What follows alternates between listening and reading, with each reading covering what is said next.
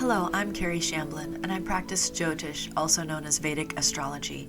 I have been offering a monthly forecast since 1999 where I track how the planets are moving through the sky and how they may be affecting our life on Earth. I also work directly with others through counseling, teaching, and mentoring.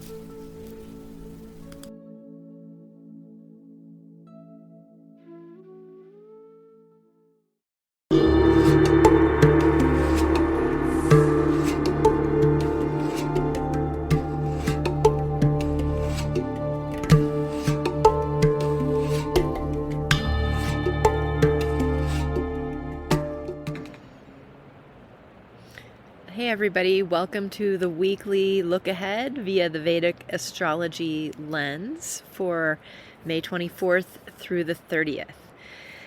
I've been sitting out here getting ready and there was nice clouds and everything, and now the sun's out, so don't mind if I squint a little bit. Anyway, welcome back to our weekly look. This week is similar to last week in that not very many planets are moving signs except for the moon. That's really the major change this week, is the moon moving ahead, waxing the end of the week. We're going to see a full moon in the sign of Scorpio. And this is also the last, the big final week of Jupiter being in Gemini. The other feature I see for this week is the moon moving out of the bind. If you look at the chart, we have Rahu Ketu axis, and then you can see that all of the planets are northeast of that axis in the chart. And the moon is the only one that's kind of escaping that circuit. This is going to break up eventually. Eventually, when Venus moves into Leo, this whole thing will break apart. And I've been talking about it a lot. And I had somebody ask me a really awesome question in the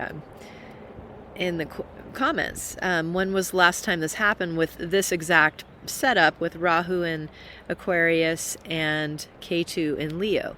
What an awesome question. So I went back in time and I looked. There was a partial, very short one in 1915. And then there was a couple of real pulses like we're having now in the spring of 1859. So it is pretty rare. It's rare, especially if we're saying Rahu in Aquarius and Ketu in Leo. That was another question, is how often does this happen in general? So it's rare, but not super rare. But when we're saying when did it happen with Rahu in Aquarius and Ketu in Leo, it has been a while, 1859. So thank you for that question. That was amazing. I had fun answering that. So this week, Sunday, the first day of the week, you can see that the moon is at 21 degrees Leo and Ketu's at 10 degrees. So technically the moon has moved past Ketu. That's considered a partial Kala Amrita Yoga when there is a planet accompanying the nodes in any format. And the idea is that planet or planets who are adjoining the nodes can be the one to break or foil the yoga, or that combination. So as of Sunday, the moon is doing that job, and then by Monday, the moon will be completely out of that bind and moving through Virgo, Libra, and Scorpio this week. And that full moon I mentioned at the end of the week is in Scorpio. Technically, the full moon is next week. Here's where we run into the Western calendar date and the Vedic concept of what is a day. Sunrise to sunrise is a day as far as the Vedic viewpoint, but the Western calendar viewpoint, we change our date at midnight. So there's a little bit of a gray zone. That the full moon in Scorpio, which is about 16 degrees Scorpio, and it's going to be at a different time of day wherever you are. You can look that up, just Google for it. I'm here in Colorado. The moon will be exactly full 2:45 a.m. Saturday night into Sunday morning. So technically the date is the 31st of May. So look out for the full moon coming this week. So again, that's what we've got this week. We've got the moon breaking the Kala Amrita Yoga. We've got the full moon at the end of the week. And otherwise, planets aren't really shifting signs. We've got Saturn in Pisces reminding us that things are still finishing up and foundations are important. And we've got Mars in Aries reminding us that we have plans and strategies and we need to direct our power in the proper way. The Sun and Mercury in Taurus are inviting us to find enjoyment in each other and in good food and in beautiful nature. Venus and Jupiter, that combination in Gemini, I love that one. That's the two really kind of good guy planets conjoined. They're both considered important teachers, and Gemini is a very educational or learning hungry sign. So this combination of Jupiter and Venus in Gemini has been I think enthusiastic, informative, and guiding as far as what should I learn, where should I go, what teacher should I find, what things should I put on my program. It's been nice for that. So this will be the last week of that because Jupiter is moving to Cancer on June 1st. That's the other big exciting thing. So next week we'll have more planets shifting and a waning moon. And we'll talk about that next week. The other thing I wanted to mention is that in the description of these YouTube videos, I write a few paragraphs, and it's really a good summary. It's actually, I write that before I do this. So if you're looking for notes about the video, just copy and paste what I've written there. It has the daily keywords as well. So yeah, that's the overall look. I put on the thumbnail momentum with perspective. I feel like things are moving. And the perspective part comes from the moon escaping that Kala Amrita Yoga and giving us another viewpoint. The other thing I want to say is you're going to see that these squares are empty that the moon will be traveling through this week. So I love that. We all love that. It's like having your mind to be clear and being able to think and see things clearly without interference. When we're trying to pick good days to do something via Vedic astrology, we look for that. We look for the moon alone. Not always possible. But that's a good feature of trying to find a good time to do things. So we have that this week. This whole week, pretty much, is the moon alone. Now, on the other hand, it's a lonely moon. When there's no support, where there's no other planets talking to us, there's good and bad in the lonely moon. But there are a lot of intense aspects that the moon gets to walk through this week from other planets looking into those signs where the moon's traveling. So I'll point that out as we go through our day-by-day look. This that we're seeing here is the Sunday, May 24th. The sun's really bright. Sunday, May 24th, and my sun right here right now is so bright, so sorry about the squints. The moon is in Purva Falguni, which is entirely within the sign of Leo on Sunday, and that will be the day that the moon breaks that Kala Amrita Yoga. And as far as keywords go, my thinking for Sunday is enjoy the challenge. Purva Falguni is very enjoyable. Enjoy the challenge. It's like all about love and pleasure and the things in life that we're all seeking for the most part. So enjoy the challenge because the Tithi of that day wants us to kind of work hard. So work and play kind of feeling on Sunday the 24th. Enjoy the challenge. I'm going to just move us right to Monday, the 25th. Moon, as you can see, has gone over into Virgo. This completely breaks that Kala Amrita thing. And this is a moon, we're looking at? This is a Uttara Falguni, the nakshatra, with the waxing moon. So my words for today are sacred contracts. There's a lot of feeling of relationship that comes in with Uttara Falguni. The other big thing I see is Saturn sitting over there lurking in Pisces. He's directly aspecting Virgo. And so that means Saturn is aspecting the moon, but it also means the moon is aspecting Saturn. And so I find that to be an interesting setup in any given month when the moon opposes Saturn. The moon is our vulnerable, feeling, mental nature. And Saturn is the very worldly, practical, responsible, duty-bound reminder of a planet. So when we see a Saturn-Moon conjunction or any kind of combination, that feeling of something hard with something soft comes up to me.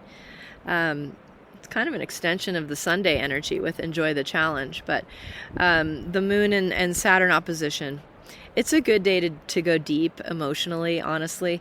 And with my keywords being sacred contracts, think about relationships and your part in them and your responsibility with them. What is yours and what is the other person's? Are you living up to what you said you would do? Are they?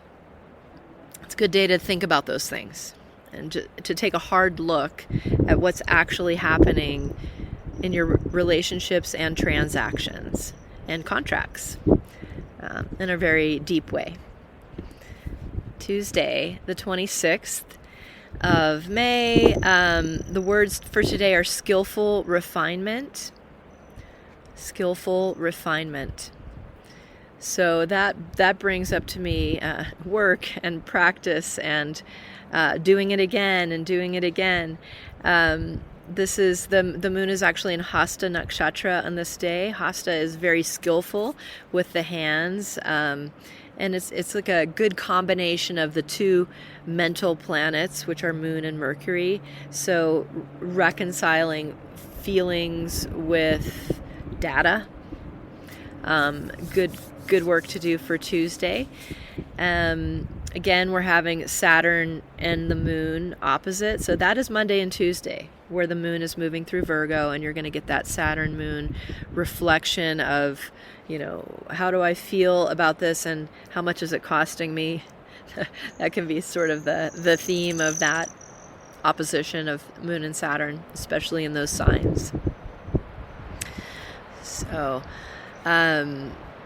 skillful refinement for Tuesday. So maybe we're not starting a huge new thing, but we're working with what we have and making it better. Keeping it going. Whoops, things fell. The wind is here now too. All right, Wednesday the 27th. Wednesday's the middle day of the week. And the moon is very late in Virgo on the day when this day starts on Wednesday. So within an hour of sunrise, the moon's going to be in Libra. So on Wednesday, the 27th, the words I came up with are dynamic balance. Libra is a very balance-oriented sign. So there's always that with Libra. Additionally, on this week, this is Chitra Nakshatra that the moon is going to be traveling through for the most part, which is very creative and design oriented as far as nakshatras go. So there's that. I think the balance idea really came to me because of Libra, but also there are some intense aspects. I said this a month ago when the moon was going through Libra. Jupiter's aspecting Libra. Rahu's aspecting Libra. And actually right now it's switched out, but Mars is also aspecting Libra. So with those three kind of intense energies coming into Libra, and a lot of windy, unbalanced motion, dynamic balance is your task of the day for Wednesday. So all right, let's go to Thursday. This is May 28th. We're going with focused patience on this day. This is the one day of this week that I'm saying, like, maybe don't start something today. With all of the intense aspects coming in at the moon, and this is Swati Nakshatra, and that's the one with the blade of grass as the symbol. It's kind of the feeling of Swati to me is like we're a little blade of grass in the big windy world, and so we have to have our deep roots to be able to maintain our plan. So focused patience for Thursday. This might not be the day to like go out and start everything new. I don't normally say that, but I guess I'm really feeling it this week. That's why I'm saying it. So maybe just hold it until Friday. All right, so Friday's the 29th. The moon is still in Libra. It will move from Libra to Scorpio on Friday. And so Friday, Saturday, we're getting that Scorpio energy coming in. This is Vishaka Nakshatra, the one that spans between Libra and Scorpio. So the moon is going to be having that energy. Vishaka to me feels like going through something, entering a gateway or initiating something. So the words for today, for Friday, are strategic breakthrough. Strategic breakthrough. So the feeling of focused patience for Thursday and strategic breakthrough for Friday really are coming with that Libra energy, which can be super dynamic and movable, and then having a Rahu aspect, Jupiter aspect, and Mars aspect. We all might individually and collectively feel like we're being pushed on Thursday into Friday. So that's why it's kind of focused patience on Thursday, maybe not big moves. And then on Friday, as the moon moves from Libra into Scorpio, break through the thing, but do it with precision, do it with plans, do it with strategy. Just don't. So it's going to take discipline. It's going to take discipline because there might be a lot of factors that come at you on Friday where you feel like I gotta go. So just be patient, be focused, don't make a mistake, listen, and do your best always. All right, Saturday, final day of the current week, May 30th, which is, you can see the moon's in the early degrees of Scorpio at the beginning of Saturday. Early degrees of Scorpio, 3 degrees, is the debilitation of the moon. When a planet is in the sign of debility, Scorpio is the sign, 3 degrees is the degree. That's the exact debility of the moon. On an emotional level, it can feel just like you're drained, which is odd because that's more of a new moon feeling than a full moon feeling. So every May we have this. The moon goes through debility but also gets full. So it's an interesting combination, and that always happens in May-ish each year. So emotional resolution is my keyword for Saturday. As the moon becomes full, it sort of feels like a reset in a way. We've got the complete perspective from the outside, looking at all of these other planets. 2 planets are aspecting the moon while it's in Scorpio. The sun, obviously, there's that opposition where the sun and moon are looking at each other, but Mars is really it. From Aries, Mars aspects Cancer and Libra and Scorpio.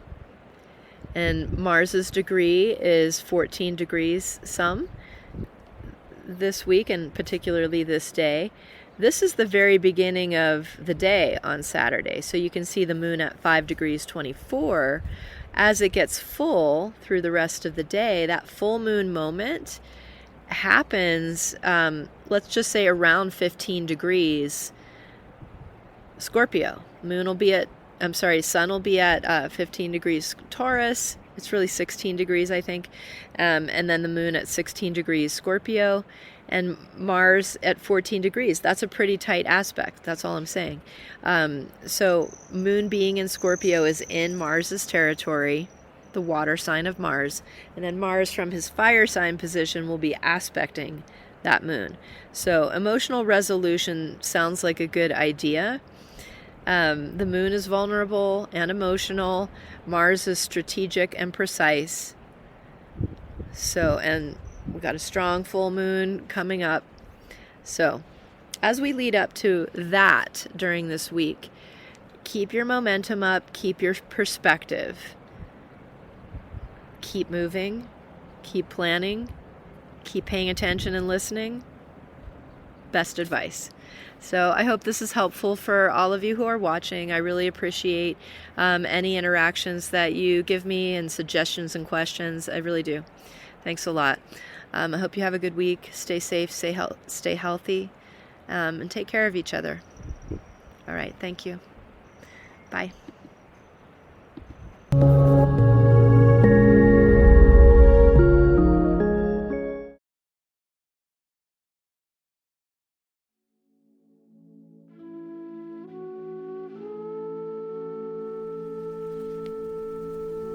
Thank you for listening to this presentation.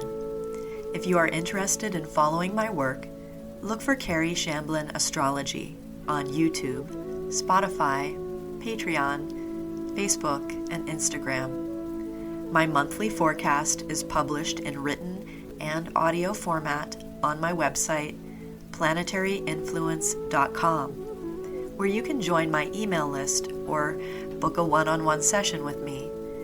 My goal is to light your path toward a joyful and liberated life experience.